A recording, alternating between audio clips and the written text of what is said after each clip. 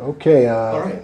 First off, before we even get started, I want to personally thank you, David, for over half your life dedicating service to the United States of America and the Air Force. Oh, yeah. We all appreciate it.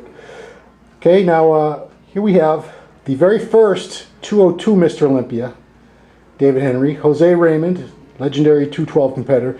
You guys have been, back and forth at each other's heels, so to speak, for quite a while. But 15 years. 15 years. I mean, since your amateur days, you guys have been competing against each other, right? Yeah. And on stage, everybody wants to win, but off stage, seems like you guys get along pretty well. Yeah. There's nothing to gain, man, by being jerky. Really, I guess at this point in my life, I just want to live your life, get along, and know at the end of the day you did all the right things. So. I think we have a mutual respect and appreciation for what we've been through, and we know what it takes to be where we are and what we're doing.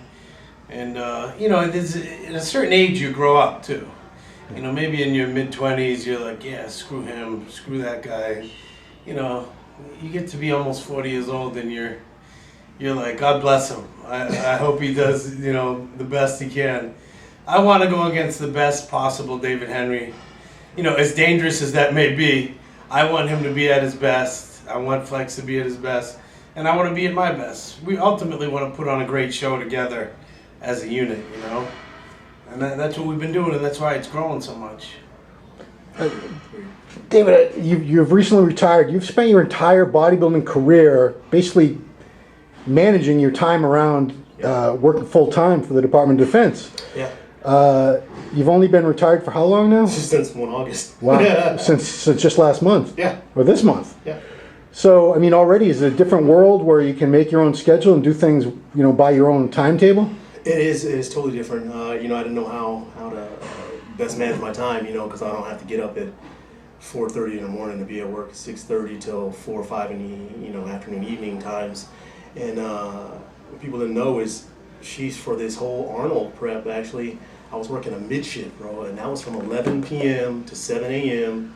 for 6 months straight, and that was silliness, So none of that stuff is happening at this present time, of course, and it won't ever happen again. But managing my time is now the key thing, because I can get up and do what I want when I want to, go to the gym whenever, but I should give myself on a better structure, I guess, because I'm like all willy-nilly. It's 5 in the afternoon, I'll go to the gym, or 10 in the morning, I'll go to the gym, so I should probably get back on a different schedule. But no pressure. It's really no pressure. I moved in my house and I'm settled in. I'm good. And now it's game time. Trying to go win this thing. Jose, you're a trainer, and you do have a good load of clients that you have to manage your meals and your workouts around. But have you pretty much gotten down to a science over the years of doing that too? Yeah. I've like today. I get up around 5:30. Take my pictures in the morning to send to Chris, cook my meals, and I'm here to do cardio by 7, 6:45, whatever, and eat, start training a couple clients, as you saw today, and then I eat again, and we just trained. That's pretty much how the schedule goes. I'll bring all my meals with me, do my cardio, train my clients, eat, then I'll head home, eat, shower, nap, train a couple more people, train myself. I'm in and out a few times a day. Now, David, it's you kind of have been off the radar a little bit because you had to actually leave the country. You were deployed to somewhere secretly in the Middle East for how long? Was it over a year? Over a year? Oh, for 11, I was gone for 7 months, man. I left on Arnold Classic weekend, literally, and I came back on Olympia weekend. Yeah, the fans. This is a very fickle sport. All it takes is you place like one place lower than normal, and they forget about you, or they say you're all done.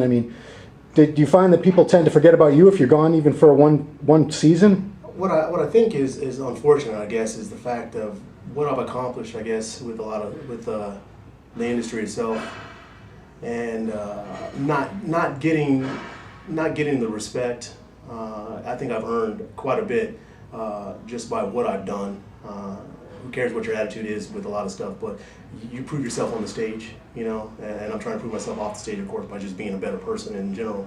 But a lot of people tend to forget what I've done, what I've accomplished in the industry, and what during those times of accomplishments, I've been doing elsewhere, you know, and I've not been doing a 9 to 5. I've been doing 50, 60 hours a week, managing that, a family as a full-time thing, you know, as a full-time dad as well, and competing on the stage. So, you know, you put all that stuff together, and one of those tends to be an excuse for others why they can't do something. And I've proven time and time again why I actually can, and why I've earned myself at the top spots and stay there with just work ethic.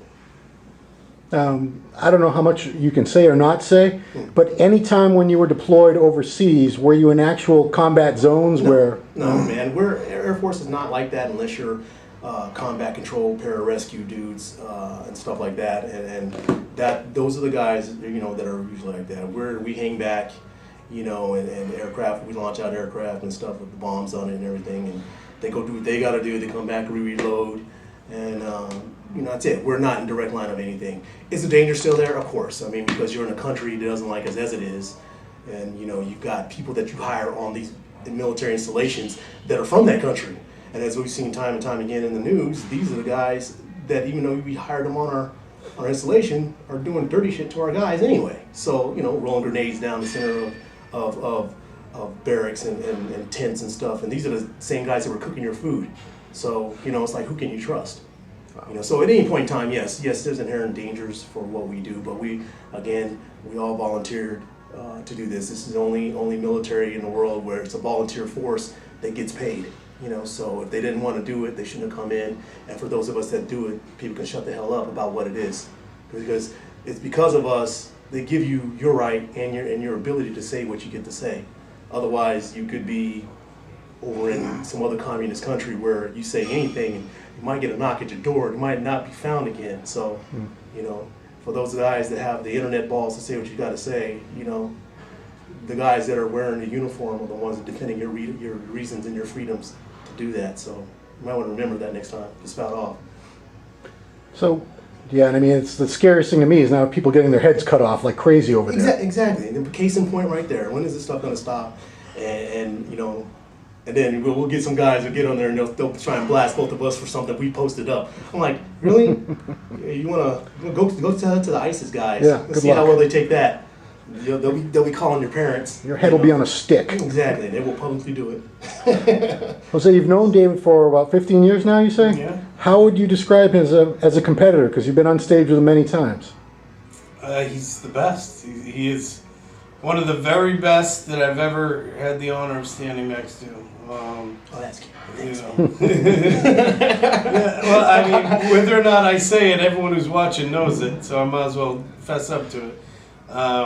Every show I've ever been in that he's been in the top group, if not winning, you know? Yeah. And, you know, it's made me a better competitor for sure.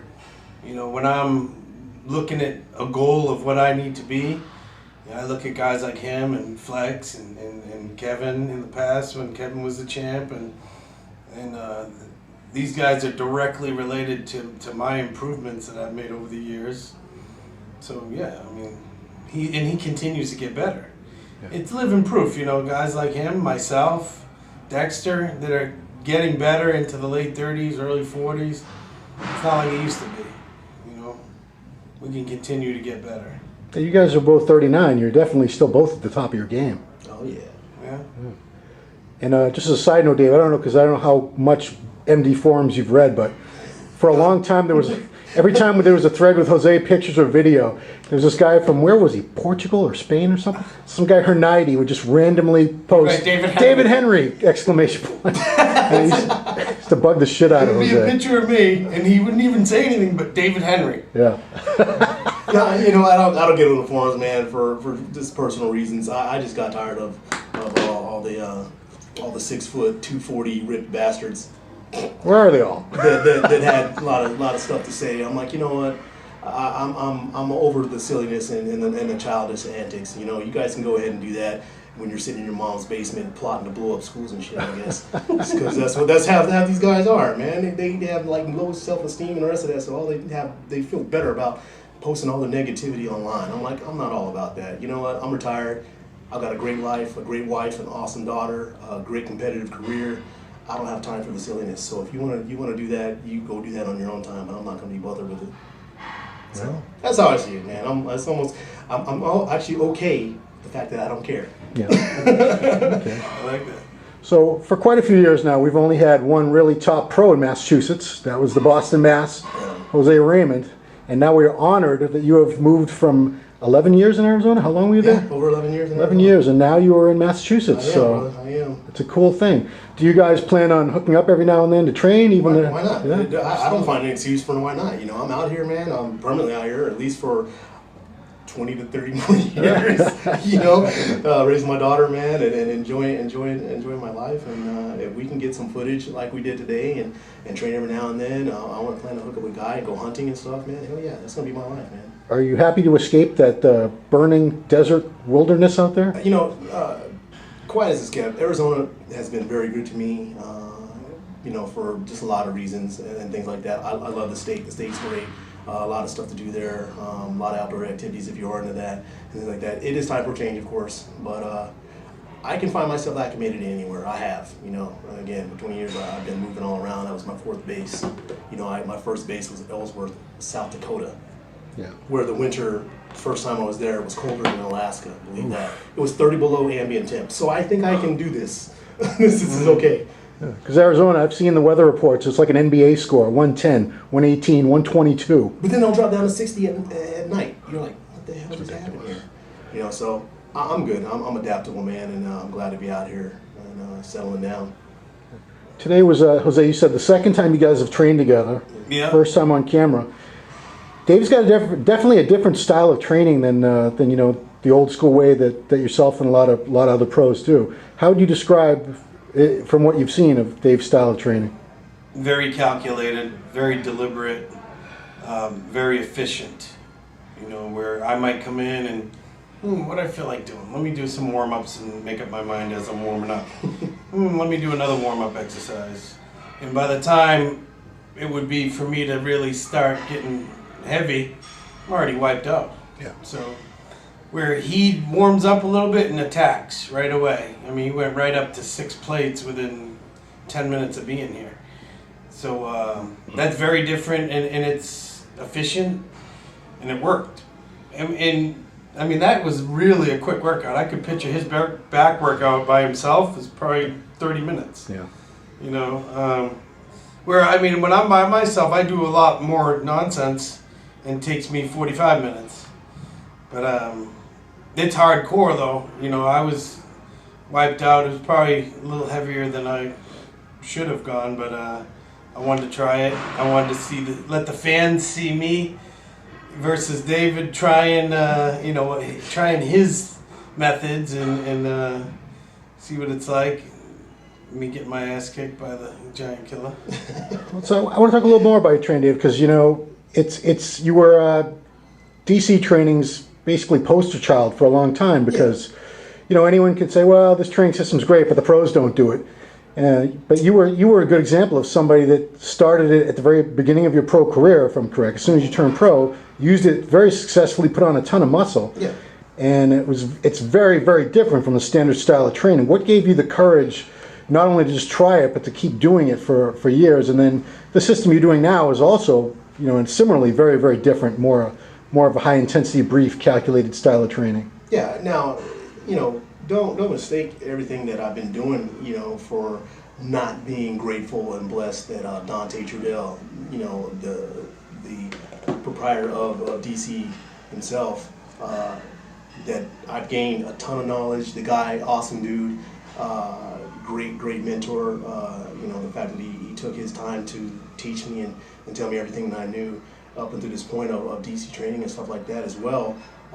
Hats off to him. It's just like anything else. I moved away from it just because my buddy Scott Stevenson found out something in his beta testing, if you will, of experimentation of things.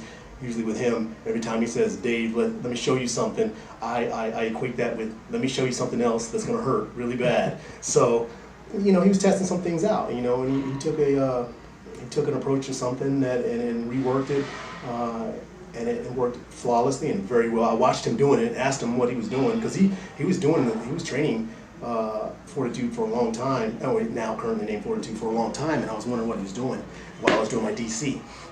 And then he brought me on board and said, hey, let me show you what's up with this stuff. And then basically I've designed it like this. And he's a calculated dude like no other.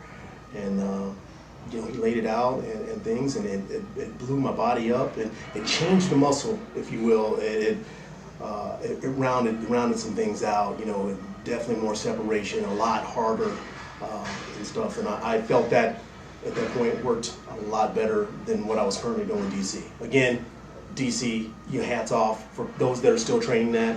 You know, great, phenomenal program, and system to keep using. Please do it. You know, I'm just doing something different. You know, so I'm not downplaying what I've been given. You know, I'm just onto something different. You know, now. So the 4U training is a series of movements, man, that basically are, you can't explain that on film, you know, unless you're doing it. You can't explain it on paper unless you're doing it. You got to physically show somebody how, because otherwise it's going to be misinterpreted, and then someone's going to blast it for being ineffective. Yeah. You know what I mean? So I really can't go into much on that, but it is online. You guys check out Dr. Scott Stevenson. He's got his ebook out, and you know, you can go from there, because it is an ebook, so now you can actually get hold of the videos and things like that of how the movements are demonstrated and things. So you know, I'm not the one to be able to say I'm the expert on telling you that stuff. Well, they're going to be asking, so what's the website, if there is one? You got to go on Integrative Bodybuilding. It's Scott Stevenson's website itself. It's like a forum, and so you get on there and get a hold of him and find him. He competes at the Masters Nats, guys. So you can find him there. He lives in Florida now. He relocated from Tucson down there, and so you can locate him either if you're in Florida, find him online. It's pretty easy to do. He's got a very distinct look. You can't mistake my buddy, man. You know, so you can find him. So that's really what I can tell you from there. So I don't have much information for you, because my head's all loopy. Right on. Okay, so 4.5 weeks from now, how many titles does Flex have now? 2 or 3? 2. 2. Okay. 2. So you've both beaten him in the past. Oh yeah. You've been nipping at his heels for a couple of years now, trying to beat him again. You know, Jose, we've talked about this in almost every video that we've ever done leading up to the shows where you know he was going to be there. You know, he's a human being. He's beatable. You've beat him in the past.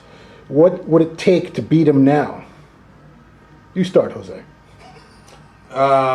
Maybe Scott Stevenson. Oh man.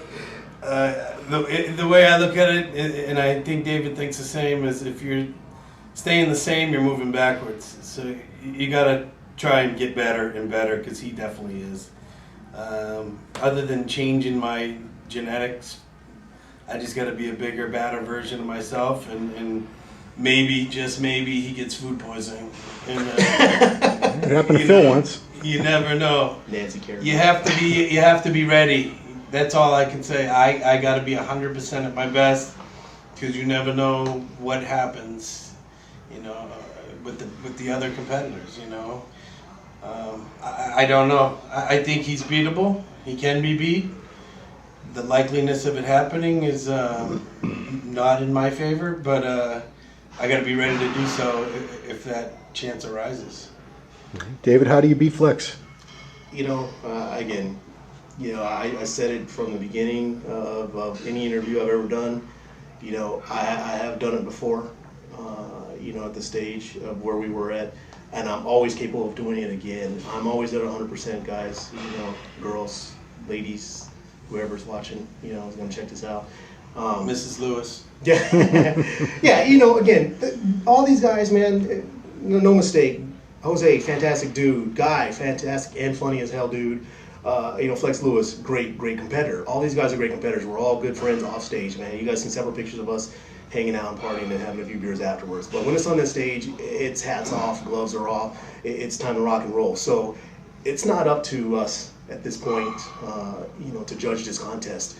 Jose's got to bring what he knows he has to do. I've got to bring my signature, Dave Henry, that I've got to bring. Flex Lewis better be on point as well, and I'm sure he will be, which is great, because I want everybody to have no excuses of how those placings went. Well, maybe except for last year. We'll leave that alone, but You know, with some of the individuals in the top Former five. champions coming back. Yeah. So anyway, but everyone needs to be on point. They need to. Everyone deserves and earn the right to be on that stage, of course, like anyone else.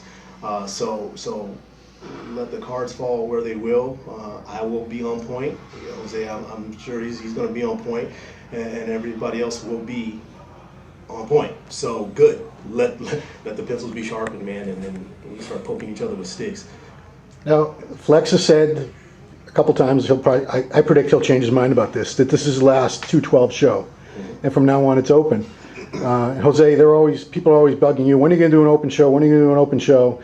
David, you've done open shows in the past and done very well. More recently, when you've done them looking just as good as you ever looked, you did not fare as well. Do you think 212 competitors are not judged the same when they go up against the taller, heavier guys these days?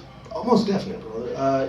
Because I think once they see you as a certain class competitor, that's how they see you. That's it. I mean, there's nothing you can really do. You can be the most ripped, rounded, symmetrical dude on the stage, but if you're standing next to somebody, the eye is automatically drawn to the bigger stature and bigger picture, if you will, despite how they look. So I don't think we'll ever get the fair shake of standing on an open stage and winning, if you will. You know, you go to top 10, top 5 even, you know, but as far as collecting titles and then being called the next, whatever open category winner there is, I don't think that would happen.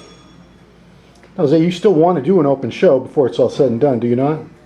I would like to, just to say I did, see how it went. But I honestly believe that it's not being judged objectively anymore. 10, 15 years ago, a smaller guy was being judged just the same as a big guy, with the same criteria: shape, conditioning, muscularity, presentation. It wasn't a height contest, Otherwise, Lee Priest never would have placed top 5 in any shows. Guys like Danny Padilla, and the list goes on and on. Labrada. Franco Colombo, he was Mr. Olympia. It's not being judged anymore like that. They'll say, "Oh, David looks fantastic for a 212 guy, but let's put him 6th, 7th." He did not belong 6th or 7th in Australia. I mean, I'm not a judge, so I shouldn't say he did not belong. From what I saw, I would have placed him higher.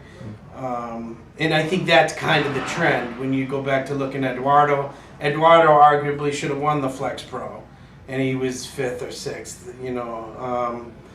It is what it is. But I would still do it, and I want to do one that falls in line with something. I was told not to. I was told not to. He's like, because you're not going to win. That's what they said. Look who's doing it. You're not going to beat that guy. You're not going to beat that guy. So as long as I go into it knowing I'm not going to win, I just want to see how I do. Yeah. I guess. That's awesome. I could do it. But yeah, I mean, I wouldn't win because I'm 5 foot nothing, 200 nothing, next to guys that are 5'10", 250. Obviously, and I'm not the prettiest thing to look at. So. Yeah. Ladies tend to disagree with that, but they're not respect all FPB the judges. Yeah. I understand. We should both do the Masters of and kill it. Yeah. All right. Well, hopefully we'll get another video with you guys before the show. But if not, it's been pretty great thing to have you guys together today. Appreciate you coming out, David. It was a 100-mile drive exactly for you. Yeah. Yeah. Not too many guys up from Olympia doing that. So thank you very much. I drove there for DJ's leg training 2 weeks out. You guys remember seeing that? Yep. That was 120 miles, so I think I'm okay. Yikes. Cool, man. All right. So thank you guys very much. Thank See you soon.